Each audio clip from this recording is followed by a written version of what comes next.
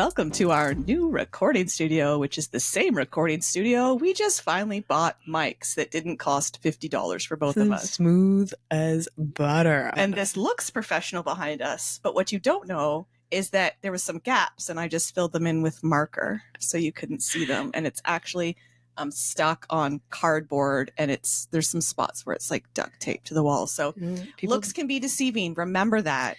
Don't believe everything you see online. Okay, anyway, squirrel. Welcome back to the Mind and Money podcast. I'm Sherry, a financial coach. And I'm Val, a financial planner. And today we are talking about New Year's resolutions for ADHD people, humans like us, and why they typically aren't the thing for us. Why they suck. Why we are anti-New Year's resolution people. I love the idea of a fresh start, but I have always felt a pressure to like do something and wake up on January 1 as a new version of Val, and I never do. What's great is like for the past 3 years, I haven't woken up hungover because I've not been drinking. So that's a plus, but take it away, Sherry. Plus. And the plus is also that as non-drinkers, we get to get our loved ones home safe on New Year's Eve, except for because I'm old and I have astigmatism and things get blurry at night with lights. So I only like to stay within town. So sorry, my out-of-town friends, but you chose to live where you live. Love you. We also got a new toy that does sound, so we're not even fucking sorry about it. So I have no statistics on this, but I know that there are statistics that say in general, among the general population, resolutions don't stick. I think I've seen statistics around like within the first month of the year, the number of people that have abandoned their resolutions is really significant. And when you add ADHD into the mix, it has to be more significant. Maybe I'll look those stats up, but I probably won't. So what resolutions are, especially for folks with ADHD, is this thought that we are going to wake up on January 1st or Monday or the first of the next month and be completely different fucking people who can do things that we've struggled with in the past, and we think we're going to do a complete 180, and we're not going to. So let's just be fucking for real. Yeah. So let's talk about what we can do instead of setting ourselves up for failure. And I know that the gyms are just like, yeah, win for us, influx of memberships. But let's talk about things that work better for individuals like ourselves. Because I know I've always created some list and I'm like, yeah, this is going to be amazing. This is going to be the year. This is my word for the year. And that's not a bad thing. I don't mind the word for the year. But when it comes to reinventing myself on January 1, it just leads to a feeling of guilt, shame, and crap. Yeah, and like a feeling of failure and a feeling of we're never enough and I can't do the things I should do and I'm never going to achieve the things I want to do. And it really can just put us in a downward spiral, which, like, I don't know, by like the 10th of January, you are beating yourself up, and we don't want that for you. But nor if you do want to make some changes, first off, well, this is going to air right at the end of 2024. So, but if you're listening to this at another time, don't think you need to wait for the beginning of the next month, the beginning of the next year, the beginning of the next week. If you want to do something and you want to change something in your life, the biggest piece of advice I can give you is to smarten up. Don't try to change anything. Stay as you are.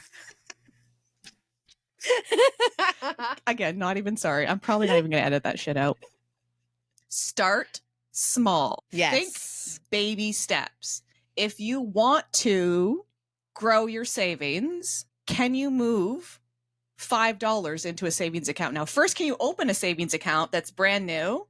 And if you know you're going to be more successful if it's at a different financial institution, can you open up a savings account somewhere that you don't regularly bank at and put $5 in there? I was just thinking this is very similar to my clients with investing. Rarely does someone save up a whole bunch of money and then go, okay, now I'm ready to invest. Yeah, don't do that. Typically, it's X amount per week, X amount per month. Like, we start small to get to that bigger goal down the road. But right now, our only commitment, $25 a week or Yep. whatever it may be for that client that we decide on. So with these goals that we have or these changes that we want to make, starting small and starting somewhere.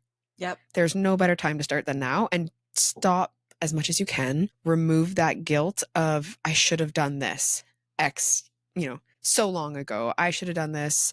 I wish I would have done this then. Like, that's just bleeding your energy to the past, and it's just going to die there. You can't go back and change it. Yeah. And small, tiny steps. So think about the thing you want to do or achieve in the next year, next month, whatever, and break it down into the tiniest steps possible. And I have a resource for this, which I will link in the show notes, that I can't remember what it is right now. But there is a website where you can go and say, I want to do this. And you tell it how minutely to break the steps down. So do you mean like daily, weekly, monthly sort of thing? It's not necessarily timeline. I bet you probably would if you asked it to, or you can ask ChatGPT too, right? Like, think about how many steps you want it to be broken down into. And this resource will, like, if, for example, like, I think I used it for like planning a workshop. And it broke down exactly all of the steps that I needed to do, recommended timelines on doing them based on the date I wanted to have the workshop. So it's like, what's the smallest thing you can do today? I know it feels so contradictory to what the world pushes on us. The world pushes on us, okay, January 1, we're going to work out for an hour a day. We're going to eat all the 75 hard.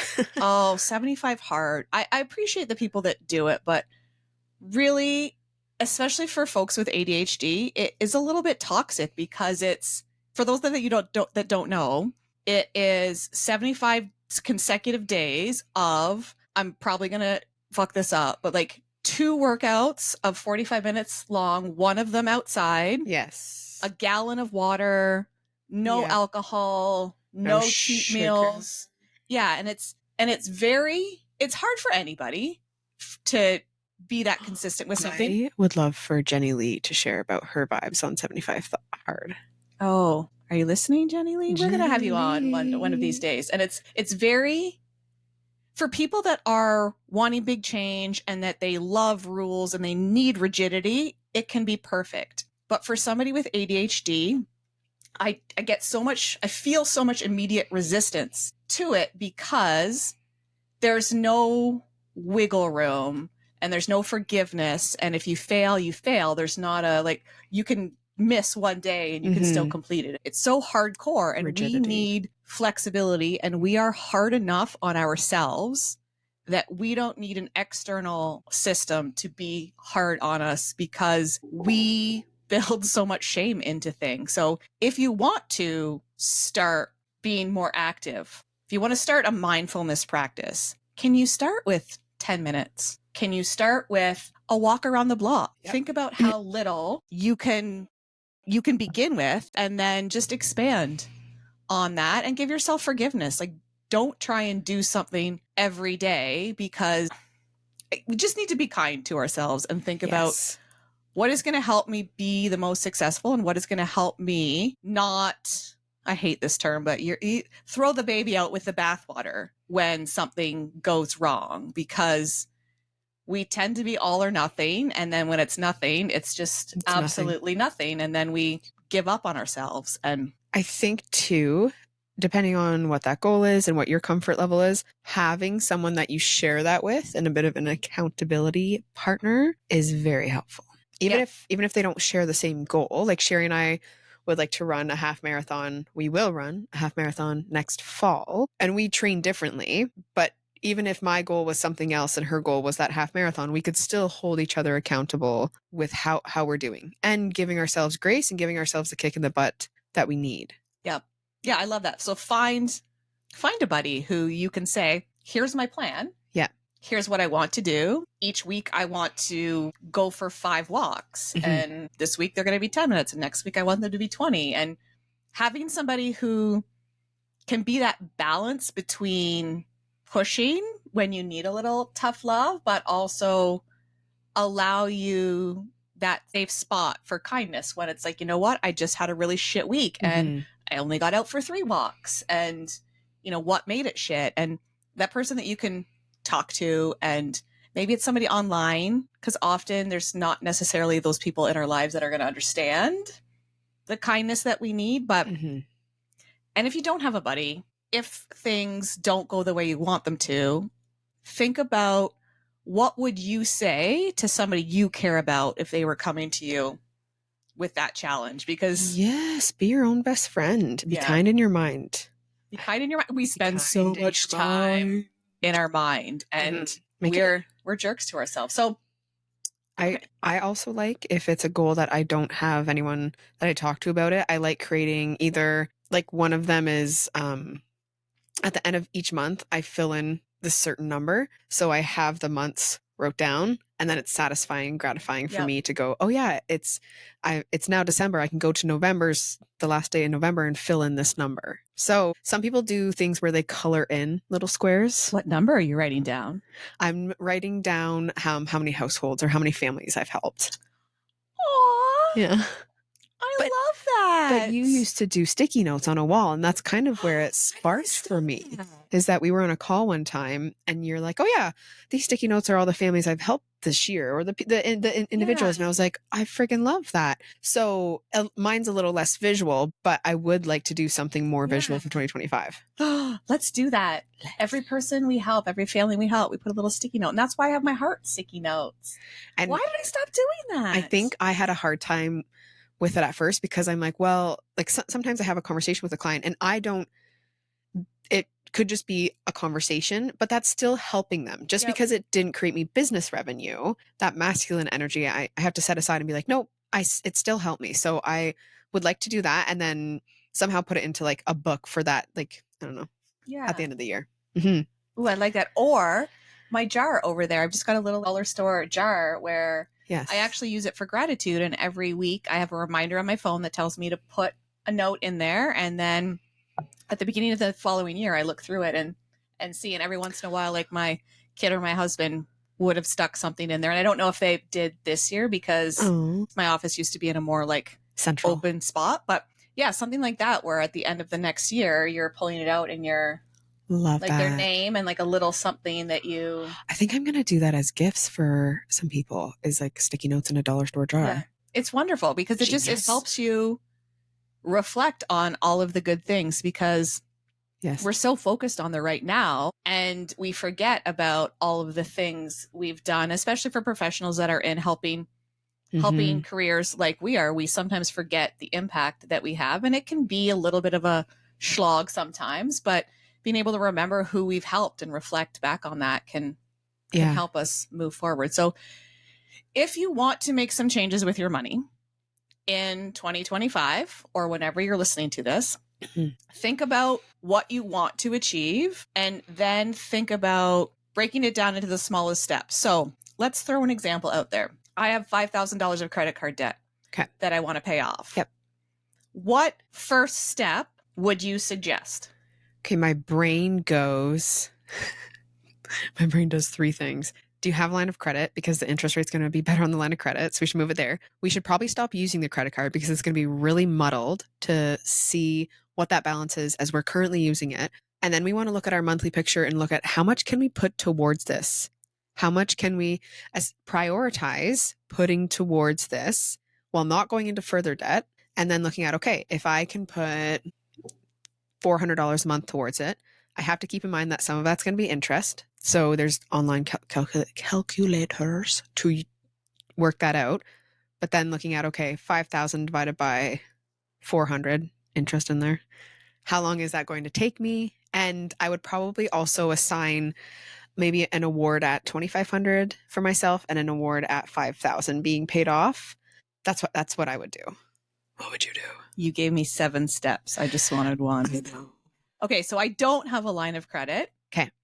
So I can't move it. Okay. And I want to stop using my credit card, because I know it becomes a roller coaster when I use it. Mhm.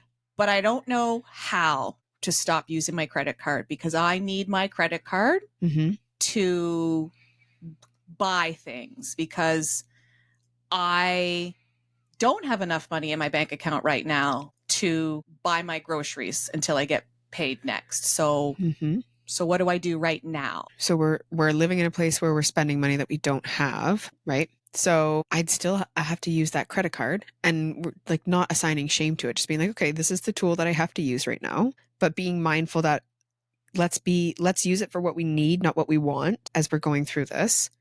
So, okay, we're going to use this until we get paid, and now we have money in our account, but we need to be mindful of where bills are coming from. And then, which is nice when you can separate bills and spending, having two different checkings account to have clarity around how much can I spend versus there's this much in my account, but oh yeah, the mortgage, the insurance, this comes out, that comes out. So I have to be mindful of those things. Take that mental calculator out of there and just give yourself two accounts to be like, okay, there's my groceries and gas and living. And I've got 2 weeks left until I. Yeah. And if you need that credit card to be the bridge until you get paid next time, which isn't uncommon. Listen to our episode on wants versus needs to help you make some tough decisions. And it's like, it's kind of that short-term pain for long-term gain. So can you reduce your spending as much as possible? Mm-hmm. What's in your cupboard? What's in your fridge? What's in your freezer? Yeah, get creative. Can you spend on all of the things until you get paid next? And then really using that to bridge the gap. And then what we often see people do is they get paid and then they take a whack of their paycheck and put it towards their credit card. And I know it sounds contradictory, but don't do that. Keep your money in your bank account. Look at your plan. And yes, you need a plan. And yes, we know it's not fun or sexy, but you need to know what are your bills, your rent, your internet, all of those things. And then what other spending do you need? Groceries, gas, entertainment, and have a plan that feels balanced, that doesn't feel super restrictive. And then I love that second account, an account for your bills and a second account that's your spending account that it has the amount you put in every month, every 2 weeks for spending. And then you don't have to track everything. You only have to know, okay, what needs do I have to spend on out of this account in the next 2 weeks before I get paid? And what's my balance? And am I going to go order DoorDash for dinner tonight? Or is it not in the plan because I know I need gas and groceries before I get paid next? And then just like be kind to yourself. Maybe you go hard for a little bit. Like having a super restrictive budget is not sustainable long term, but you can do sprints. I see people that go out and they have this goal. They want to do a no spend year. Yes. And they have rules around it where they can replace things and all of that. But maybe you do a no spend 2 weeks. Or 2 weeks. Or month. Or it's like, what short sprints can you do to help you get to your goal? I think clients have this vision that a budget or spending plan will be very restrictive. But I think of it as, have you ever seen the movie Spirit? It's about a horse. It's a Disney movie. Okay, it's okay. I can it's picture older. the cover, but I don't think I've actually seen it. I can hear the VHS container opening.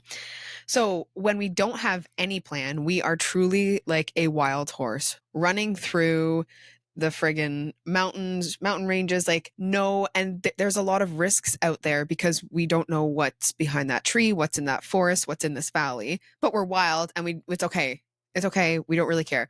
So we have in our mindset that being put into this pasture that's maintained and has a fence, it's secure, it's safe.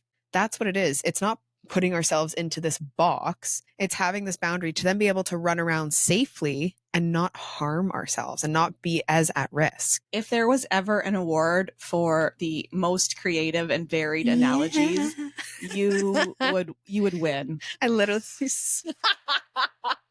I saw a horse in my head as you're talking. I'm like, yes, this is what I'm trying to explain to clients, is that the freedom is in the fences. Yep. It comes with the boundaries. Freedom is in the fences. The freedom. Val Stratford, December 11th, 2024. So in talking about money goals, we want to be intentional. So I love this. I've recently taken up vaping, in case anyone was wondering. That's why I sound like this. Okay. You have $5,000. Lying. Don't believe her. Oh gosh, yeah. $5,000 of debt. And we've talked about, waiting until the next pay. Yep. And gaining clarity around those numbers to look at how much can I put towards this debt? Because this debt has either come from an emergency or living outside of our means. We can typically place where it's come from. Ooh, important step. Call your Mhm. credit card company and ask if they can lower the interest rate. Yes. Maybe it's a no, It's always worth asking. but I had one client years ago call. She timed it. I think she spent less than 5 minutes on the phone and they dropped her interest rate by, I think, 5%. Yeah. So that is huge when it comes to paying off your credit card faster. And also another thing I would recommend too is be sure to check your card for transactions that even when you stop using your card at the grocery store, at the gas pump, like subscriptions and other things like that that are going on it. So say you have $100 worth of charges that are going on it as a subscription or whatever every month. Be sure to automate a payment going to that card for that $100 in addition to your minimum payment and that extra you want to put towards it. Or can you stop or pause those subscriptions? So really get ruthless. And I recorded a guest episode on a different podcast yesterday, and one of the things that she asked, it was a great question, was what would you do if you don't have enough income to cover your expenses? So I went back to the time in my life when I had just lost my job and we cut so ruthlessly that if you had asked me the week before how like little we could get to living off of each month, I never would have thought we could get to that number because we cut everything Right. that was not essential. I think we kept like $20 every 2 weeks personal spending money just so that we would have something. Yeah. But just like Often when our back is against that wall, we can Yep. make pretty Yep. clear decisions. So I don't want you to ever have to go through this, but think about if you lost your job or your income, if you're self-employed, you lost all your income tomorrow, what would you be willing to cut? What could you cut? And like find somewhere between where you are now and that, and, you know, add things and take them away as you need to not have all the joy taken from your life. And yeah, punch that number into an online calculator and figure out how long will that $400 take you to get that $5,000 paid off. And then put some dates down on the calendar. And we love good, better, best goals. So if you think $400 a month is going to be manageable, but if you work a little more, you add on another client and you like cut some things back, maybe you could do $500, or maybe if all the stars aligned, you could do $600 extra towards your debt. Just really give yourself some goals that will help push you, because with ADHD, we can often see, oh, it's the 15th of the month and I've already put 350 extra towards my debt. So I can kind of put things to autopilot for the next 2 weeks and then I'll start again. But if you have those push goals, that can help keep motivating you to like, what's next? Oh, maybe I can get to $600 this month. Like I'm at 350 and it's the 15th of the month.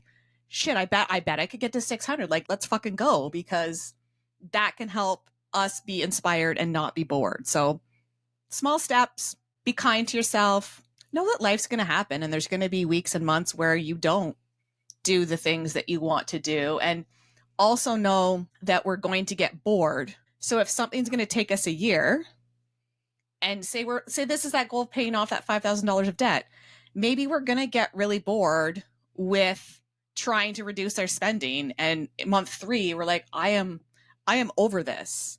I still want to pay off the debt, but let's flip. Let's see how I can increase my income. What can I do to bring in more income so I can add more expenses in and feel more balanced? So don't be afraid to pivot, because that is the lifeblood of things that helps us get shit done. Yes. So when it comes to those New Year's resolutions, don't put yourself under that crunch. Start somewhere, start small, have a buddy involved, use ChatGPT to help you plan. I love ChatGPT. Me too. Special tip. If you want it to do something and it will be easier for you to digest if it is in a chart, tell ChatGPT to put it in a chart. Live, laugh, chart. visually so much easier to digest and easier to see and easier to track because we need that. So yeah, think about getting creative, think about tiny, tiny steps, and just keep in mind that the direction that you're going is much more important than the speed that you're going. And if a friend, a loved one, somebody in social media land is going in the same direction and they're going faster, you don't know their full situation. You don't know their life. They could have things a whole lot easier than you. I think cheer them on. Stay in your own lane. Don't worry about the horse in the other lane. You can be like, you go, buddy, but just run your own race. Yep. And just try and be a little bit better than you were yesterday because we are our own competition. So yeah. Wow. That was not a Sherry original. You're sharing all the warm and fuzzies today. Thank you for listening to the Mind and Money podcast. And we can't wait to see you next time. And be sure to subscribe so you don't miss our next episode. And have a great new year if you're listening to this when it's just come out. And we will talk soon.